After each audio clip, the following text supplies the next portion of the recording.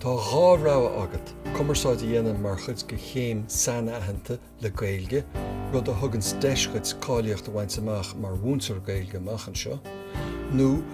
Cumarsáide dhéanamh mar ábhar ar na roghnach chéim na dána agus ábhar eile a ranú I dteannta leis. Bé tú fáil taithí fracticúil san iiriseoireacht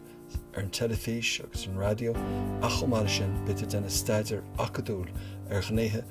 go na meáin agus an tionachar atá ag na meáin ar an sochaí coimseire. Tá muid ag iarraidh go mbeidh tú is smaoinemh faoin méid a bheits ar bunad agus tú ag obair sa tionscail amach an seo. RTE,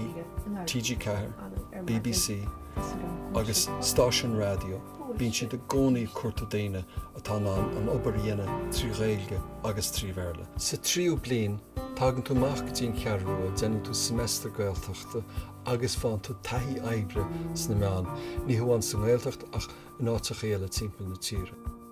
Tá an cuarsa deara sa chaí scoil go leor solúpachtáin is féidir leat céim ar leithéanna Cumarsáid agus Ghaeilge le blian taithí oibre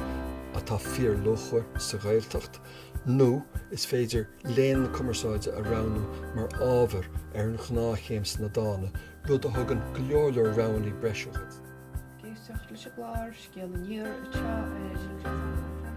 Rinne me siúil an chéim sa Cumarsáid agus sa tríú blianam formatí oibre 9,000 le RTÉ Radio na Gaeltachta ina ming I dtí obair taide agus a tuairisciú gon chlár irise a bhíochán ar maidin agus staidéar le sin posta áil níos dearna agus bhín I gobar I mo bblion teire in dhéanach leis stáisiún RTÉ Radio na Gaeltachta agus na gobar an goláin aimsire faoi láthair. Siidir rudaí is mó a thug meilm as an meáin na na scileannaí practicúil stoi in seo sa stúdio a láú sa léirú chlárachaí mar bhíns me I dhéanamh amach a d'oibre ó lá go lá chláracha irise.